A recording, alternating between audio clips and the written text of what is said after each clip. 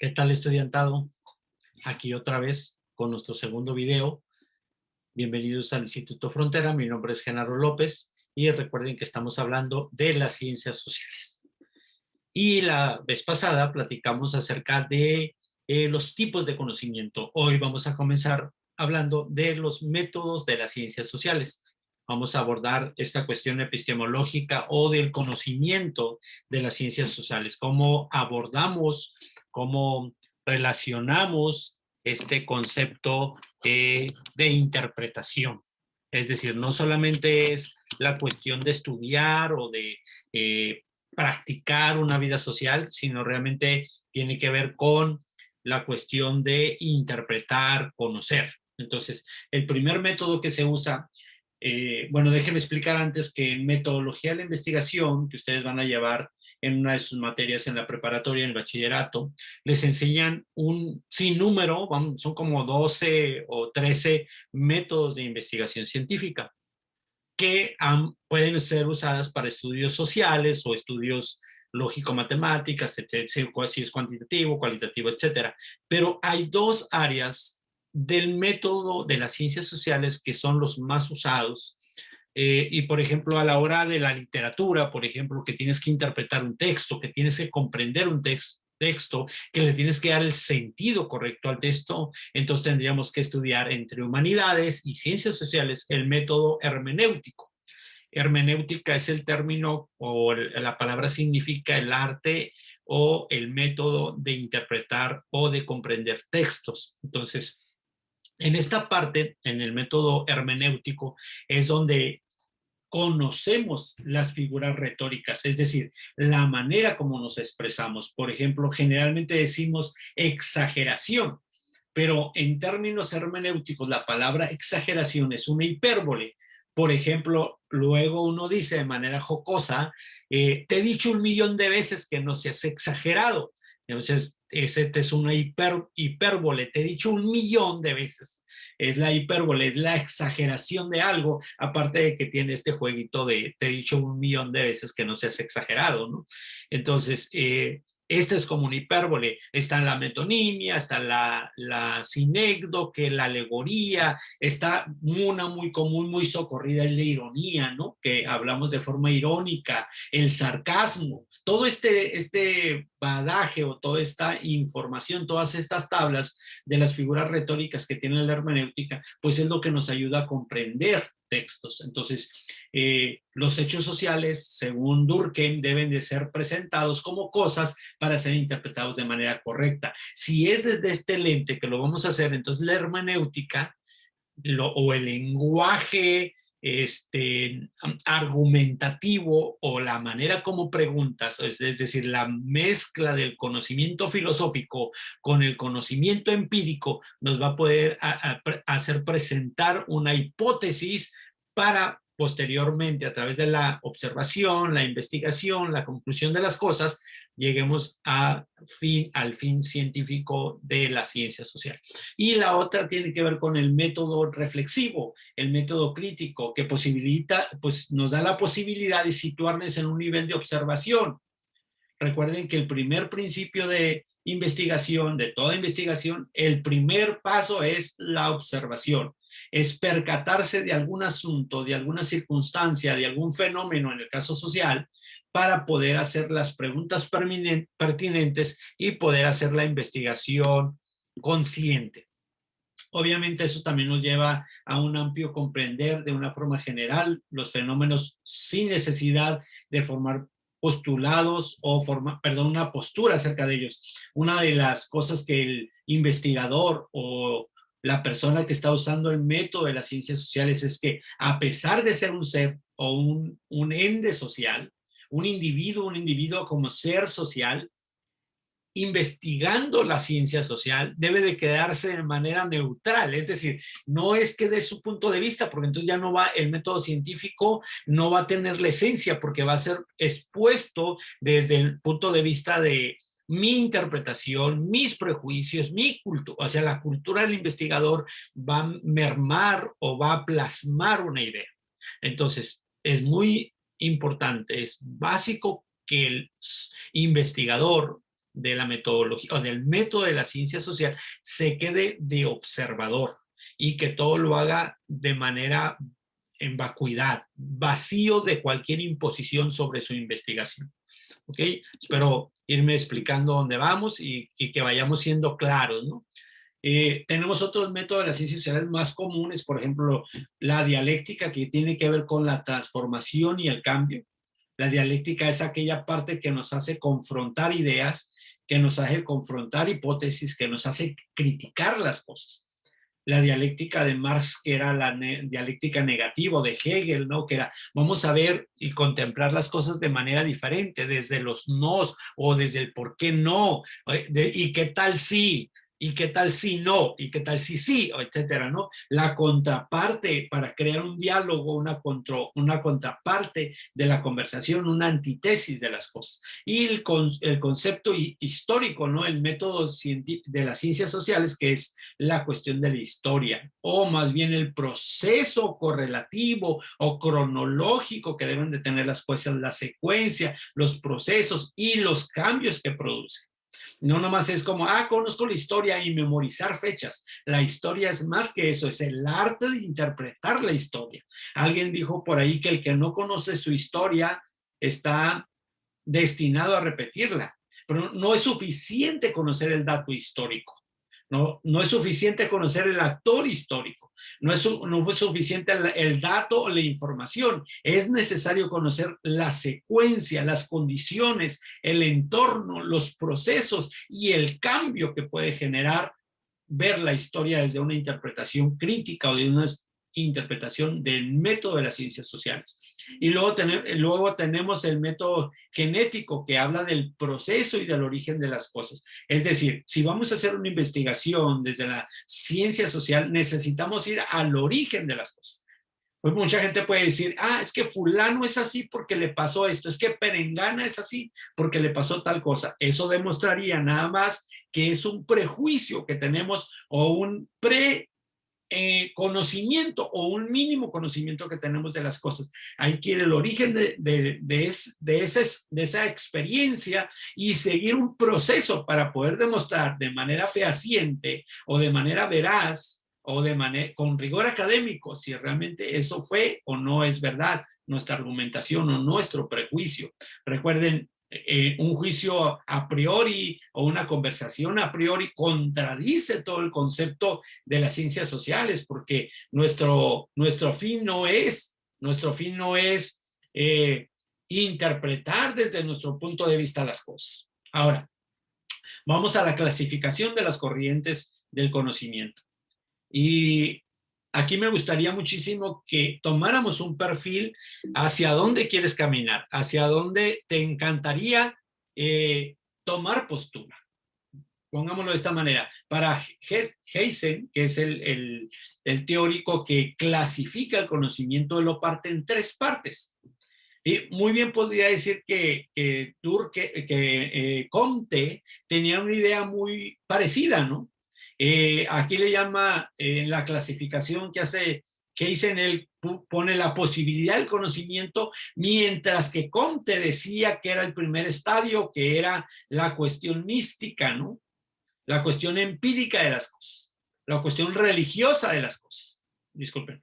Y después viene el origen del conocimiento, que para Comte sería la filosofía, o el punto de vista místico o filosófico. Y después viene la esencia del conocimiento, que para Comte sería el positivismo o la física social o la sociología, que ya es la comprobación del conocimiento. Entonces, voy a explicar a grosso modo cada uno de estos en este video.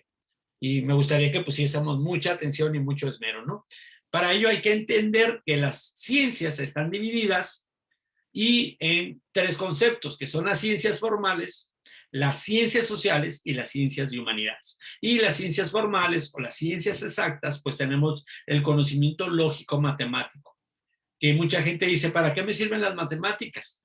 Y muchos más, y eso estuvo en mi mente alguna vez cuando, ¿qué estudiar?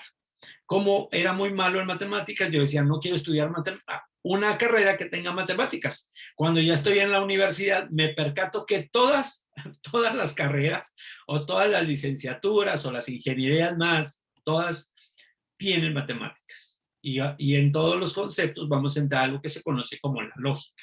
Entonces, este concepto lógico matemático que en algunos bachilleratos tú llevas estas materias por separado, de ellas tiene una materia que se llama lógica, ¿no? Entonces, es muy importante comprender que nuestra mente, que nuestro cerebro o que la vida cotidiana también tiene una forma de interpretar de las cosas de manera exacta, de manera precisa. Y ahí ayuda la comprobación de las cosas, ahí es donde ayuda la demostración veraz de algo.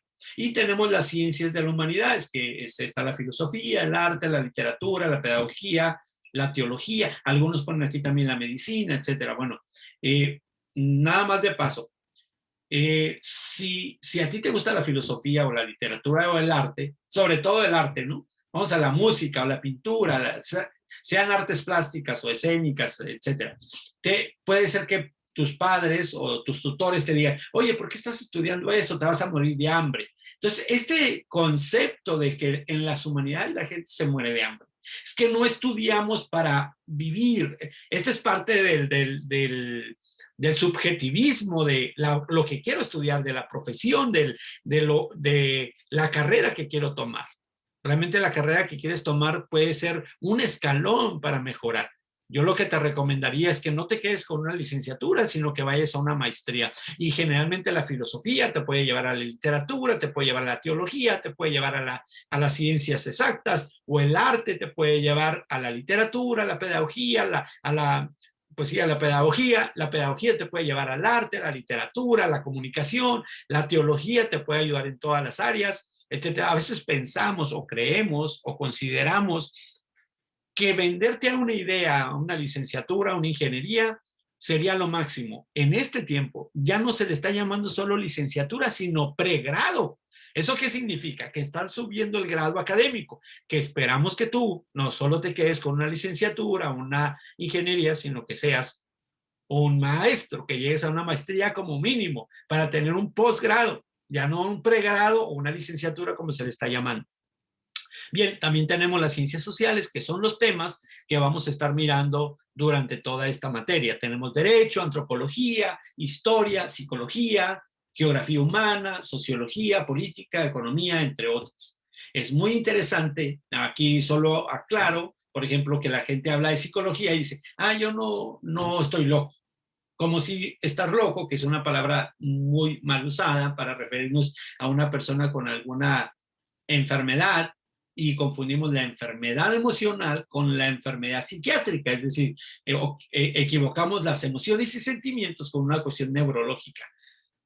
Confundimos generalmente la psiquiatría con la psicología, lo cual habla del gran error o de la gran ignorancia que hay en la población. Pues la gente puede decir, ¿para qué estudio derecho? Bueno, vas a darte cuenta en el transcurso de la materia que el derecho es fundamental conocerlo, sobre todo los 30 primeros artículos de la Constitución mexicana, que estamos hablando de los derechos individuales, de los derechos fundamentales o de los derechos humanos del ser humano, de cada individuo. Y la antropología, que uno dice, ¿para qué estudio antropología? Bueno, la antropología es el estudio no solo geológico, no solo histórico, pero es el progreso cultural del ser humano. Poco a poco nos vamos dando cuenta cómo el ser humano, o como se dice, el hombre, ha venido a conocer o a modificar sus patrones de vida, sus culturas, su nivel de conciencia, etc. La historia, que no es otra cosa que los acontecimientos marcados en un tiempo, en un lugar, y la geografía humana, que no solamente es la geografía física que hace un geólogo, sino la influencia que tiene la economía, la historia, la geografía, la sociología dentro de la influencia de un área geográfica donde el ser humano vive. Y la sociología, que en el primer video les presenté 4 corrientes de pensamiento: el materialismo histórico, la teoría crítica, la teoría comprensiva, el estructural funcionalismo, y si queremos una quinta podríamos poner el positivismo, que es el origen. Todas ellas demostrando no solo una corriente de interpretación sociológica, sino ciertos argumentos demostrados de por qué el ser humano tiene ciertos fenómenos, ciertas acciones, ciertas intenciones o ciertas conductas y hechos. ¿Por qué? Porque tiene todo un embalaje cultural o del conocimiento de la interpretación de la vida, y lo vemos en la sociología, que tiene una influencia muy fuerte sobre la política para legislar leyes, para modificar patrones que rigen una ley. Ahora, mucha gente dice, a mí no me gusta la política. Si tú vas a comprar un producto y ellos te dicen, tiene cierta garantía, tiene cierto precio, tiene cierto orden o ciertas políticas de regreso de mercancía o de devolución del dinero, ya son políticas. En el momento que tú haces un convenio con tu pareja, ya es política. Entonces la política forma una parte fundamental del ser humano de negociación, de civilidad. Y por último, la economía, que hay una, digamos, una discusión pues severa, puede decir, entre lo académico, si la economía es una disciplina o si es una ciencia. Aquí la ponemos como ciencia social, aunque muchos, incluso economistas como Masniff, dice que es una disciplina porque no tiene las bases científicas y porque empieza con su argumento. Si están interesados en leerlo, sería, él lo expresa como una disciplina y no como una ciencia. Entonces nosotros lo estudiamos de manera muy laxa, pero va a ser edificante. Y también tenemos la otra división, la última división de las ciencias, que es las ciencias naturales, donde está la astronomía, la biología, la física, la geología, entre otros. Algunos ponen la medicina aquí. Entonces, todos estos, no sé qué vas a estudiar, pues puedes estudiar biología o medicina y vas a entrar en la cuestión biológica, o si quieres estudiar astronomía, iba a decir astronomía, pues tendrás que estudiar también geografía. Bueno, ahora hablemos de la clasificación de las corrientes del conocimiento. Me encantaría si tú te ubicas en una de ellas, ¿cómo te identificarías dentro de estos conocimientos que te expuse al principio? La primerita, y repito el diagrama, aquí está, la posibilidad del conocimiento, el origen del conocimiento y la esencia del conocimiento. Es decir, hay un tiempo en el que la gente, por ser dogmática, y aquí veamos la primera, que es el dogmatismo, es importante destacar que generalmente el dogma se le da a la religión. Decir, es que es religioso, es dogmático, pero no es cierto, no solo es en la religión el dogmatismo, también sucede en las cuestiones científicas, donde no se puede dudar de un concepto. Y si volvemos al concepto del conocimiento filosófico, siempre hay que generar dudas. Y cuando hay una duda razonable, entonces es el momento de hacer una hipótesis y hacer una investigación. El dogmatismo entonces puede ser teórico, ético o religioso o científico. Entonces la primera forma que conocemos nosotros del conocimiento dogmático es que se imponen valores, que se imponen creencias, que se imponen hipótesis, que se imponen postulados. Entonces es muy importante, no solo es religioso, aunque generalmente el conocimiento dogmático, que es absolutista, totalitarista, se le impone a la religión, pero no es la única. Bueno, había que decir esto y se dijo, ¿no? Y luego tenemos el escepticismo, que tiene que ver con la corriente que niega el conocimiento. Es como si dudo de todo. Solo creo en lo que veo. No hay interés por el sujeto y el objeto, o sea, no hay una relación de mí con los objetos o los objetos conmigo. Es decir, el escepticismo, no hay un proceso de conocimiento.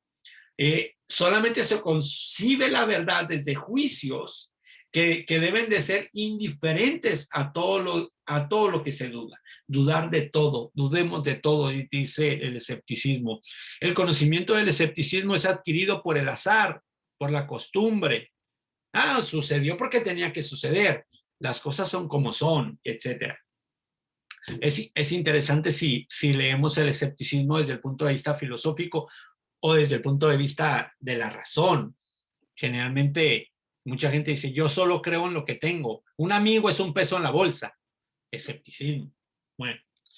Y luego tenemos el subjetivismo, es la corriente del conocimiento que se queda a criterio de la percepción de los factores que rigen al sujeto cognoscente. Es decir, el sujeto saca su propia conclusión sobre el objeto.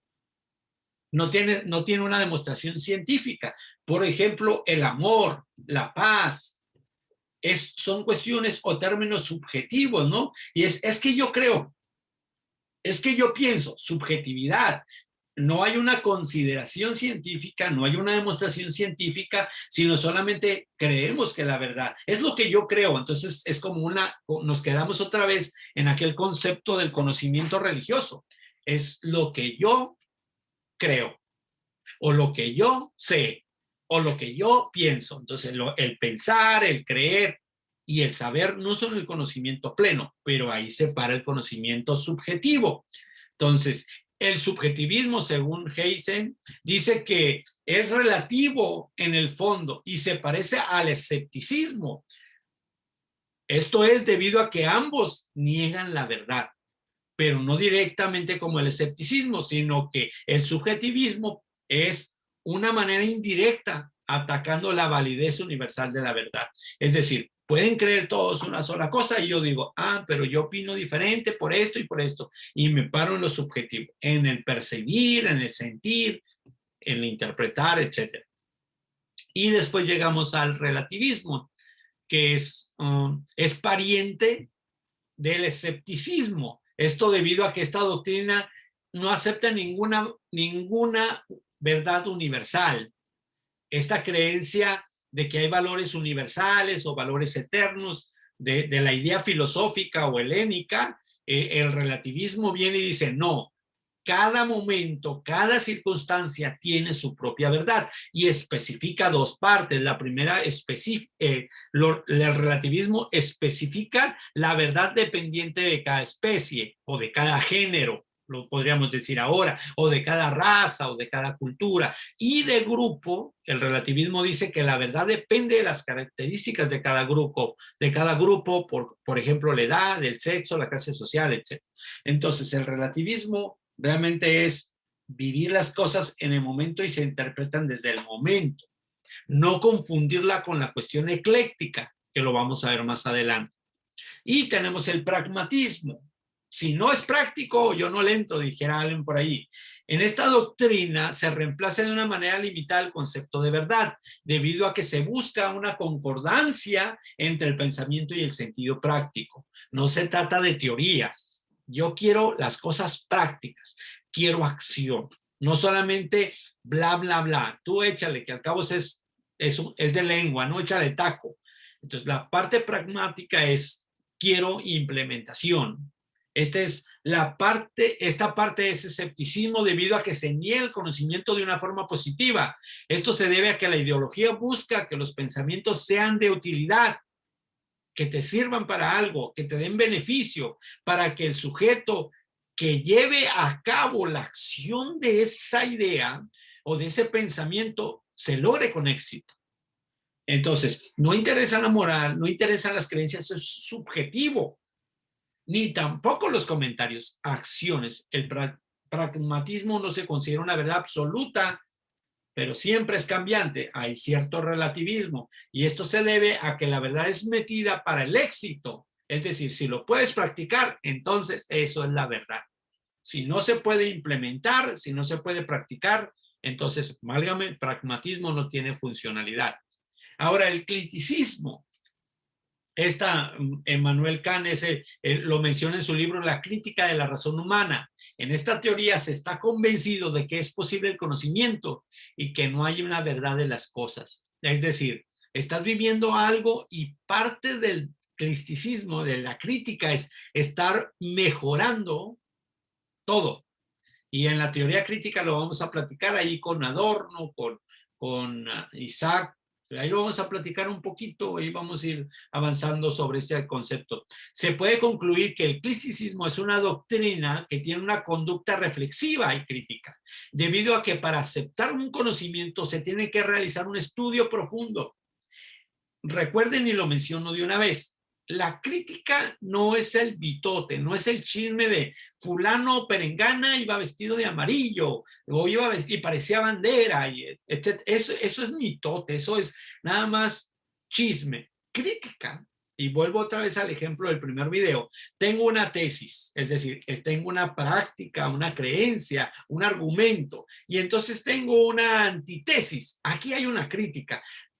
La gente yo puedo decir, Esto le faltó como respuesta a un libro, como una crítica a un libro. Estoy de acuerdo con este escritor por esto y por esto. No estoy de acuerdo por esto y por esto otro. Ahora, estoy de acuerdo, pero le faltó decir tal cosa. Esto es el sentido crítico de las cosas.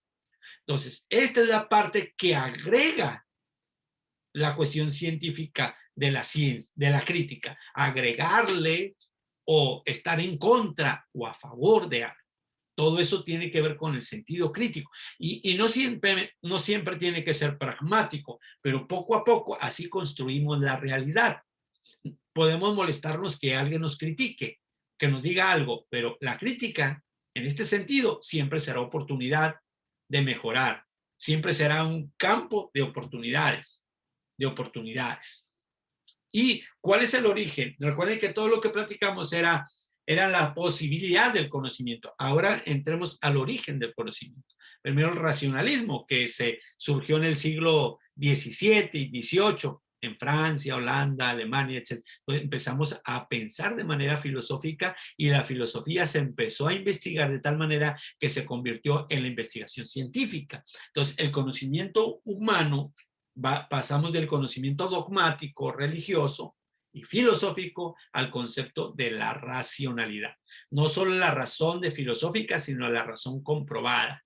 Y entonces aquí es donde no nos engañemos, decía un cuate, si no lo puedo razonar, no lo puedo interpretar de mi mente, no funciona. La razón legitima los conocimientos para poder conocer la verdad. Y es a través de los juicios que expresamos la lógica, la validez universal y rigurosa. Es decir, uno dice, tiene con rigor académico. Ah, ya tiene racionalidad. No solo es una creencia, no solamente es un saber, un conocer, un pensar, es una comprobación. Esta doctrina defiende las doctrinas exactas, las ciencias exactas, que entre ellas se usa el método deductivo, no inductivo como lo haría un dogmático. Te dirige, no, deduce, no induce, que es diferente. El empirismo es el origen de toda investigación científica. Sobre todo, pasamos de lo empírico a lo filosófico y de lo filosófico a la demostración de los hechos con una comprobación científica. No es solamente tener una experiencia, sino poder explicar la experiencia y poder argumentar por qué, para qué, dónde, qué, y entonces presentar con rigor académico un resultado. Este concepto niega el valor universal y las ideas innatas, es decir, no nacemos con ideas, sino que descubrimos las ideas. Según la ciencia, el empirismo es la fuente del conocimiento humano como experiencia. A ver, pongámoslo de esta manera.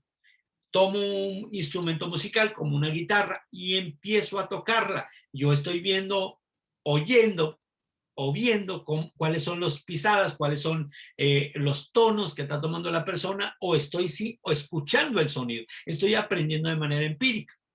Este empirismo un día le dio formato a una hoja blanca con cierto nivel de rayas y empezaron a hacer una figura para decir este es el signo de fa mayor o re mantenido o re sostenido, ¿no? Entonces empezamos a poner el sonido en una imagen y le llamamos partitura.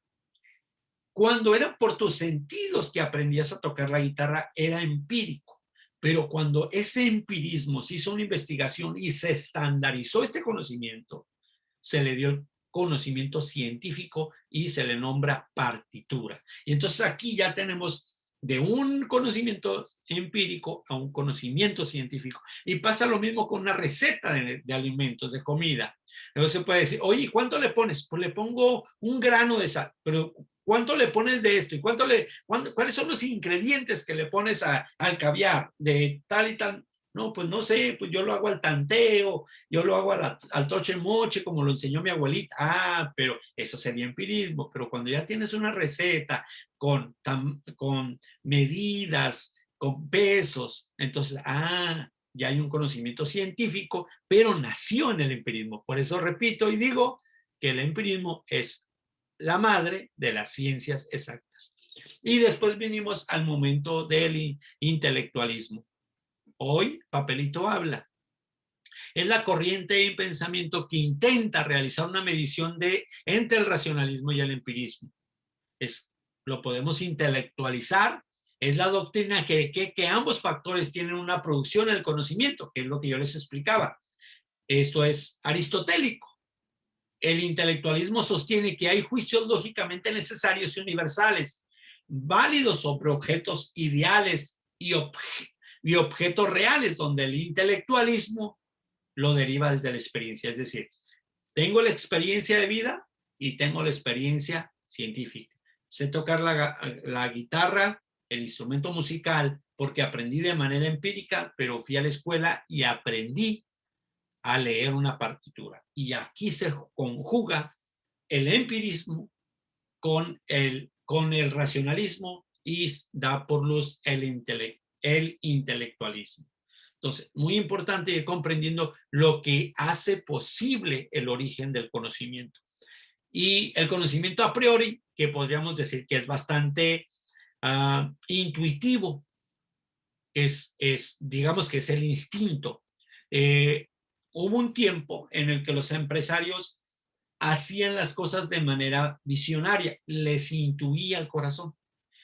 Hoy se hace de manera estructurada. Ustedes tienen una materia que se llama Proyecto Emprendedor, que está basado en todas las materias, todas las asignaturas que ustedes toman, las van a plasmar en una actividad en su último semestre con Proyecto Emprendedor. Todos los aprendizajes de contabilidad, de filosofía, de historia, etcétera, los van a plasmar en un proyecto de empresa. Y ahí no pueden decir, solo sé tengo una idea y mi idea se vuelve como, se va a hacer una empresa grande y tienes un sueño. A priori está bien. A prioridad está bien, pero la validez y la verdad del conocimiento a priori tiene que ir desarrollando cierta metodología científica, que es lo que realmente da conocimiento a las cosas. Puedes tener una gran empresa, es importante que desarrolles a priori las cosas, la idea. Ten una idea y dale forma, vas a la demostración científica de las cosas.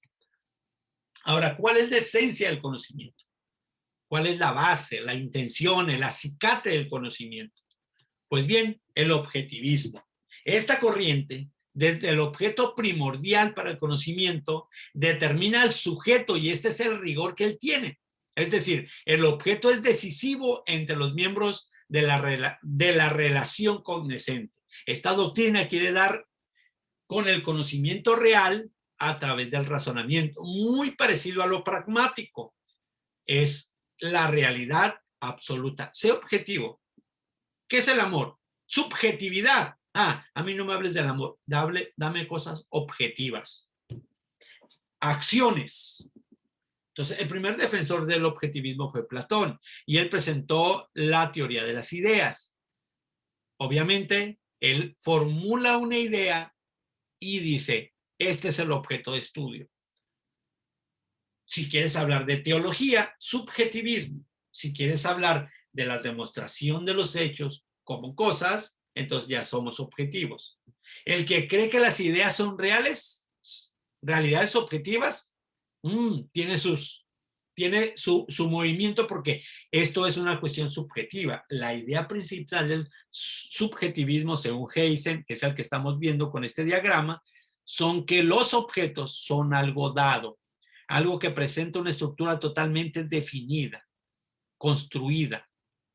Es así como lo puedes explicar. No está en el creo, no está en el pienso, no está en el sé. Estas son las cosas como son. Eso sería objetivismo. Y el realismo, que ya estamos hablando de pararte en la realidad, podríamos decir que hay la realidad moderada y la realidad exagerada. La primera consiste en una peculiar relación entre dos tipos de términos, el sujeto y el objeto, y dando resultados a una imagen. Y la exagerada tiene que ver con las ideas o esencia que no son parte integrante del mundo sensible, sino del mundo intangible. Es decir, el realismo dice que hay una realidad no tangible, como el dolor, hasta que científicamente lo demostraste. El viento hasta que científicamente lo demostró. Digamos que la religión, la creencia, el intuitivo comenzó con esta cuestión subjetiva, como la filosofía. Y poco a poco, a través de las investigaciones, llegamos a las conclusiones de la realidad. El realismo permite identificar una manera de poder contar, de poder medir, de poder presentar, considerar o percibir lo que ocurre o sucede. Digamos que es materializar las ideas subjetivas. Esta es la realidad que tengo, lo que tengo en la mano. Vuelvo al punto de la abuela, tengo un peso en la mano. Mi amigo es un peso en la mano. Y el idealismo muy parecido al dogmatismo, que es muy dado ahorita, por ejemplo, en la cuestión de pareja, una cosa que te vende mucho también la teología, de que el amor es para toda la vida, y entonces, son idealismos que compramos. El idealismo es, a mí, yo quiero el bien para todos. Y entonces cuando no sucede el bien para todos, pues entramos en una frustración o compramos perspectivas y establecemos parámetros de vida, suponemos objetos y suponemos que existimos para algo, que tenemos un objetivo de vida, una razón, un sentido de vida y vamos caminando hacia él. Cuando no se logra, entran las frustraciones. El idealismo es eso, como un sueño, como una utopía, según Moro, ¿no? Según Tomás Moro sería como una utopía. Esto es lo que yo quiero democracia, quiero igualdad. Bueno, entonces empiezas a caminar con estas ideas, con esta conciencia, sujeto pensamiento, y quieres encarnar ese pensamiento en los sujetos. Y cuando no lo logras, pues hay enojo, hay ira, etcétera. Hay gente que se frustra tanto que hasta dispara una bala, ¿no? Una pistola. Bueno, pues hasta aquí tengo mi presentación. Les agradezco. Estamos en contacto, cualquier cosa. Hasta luego. Muchas gracias.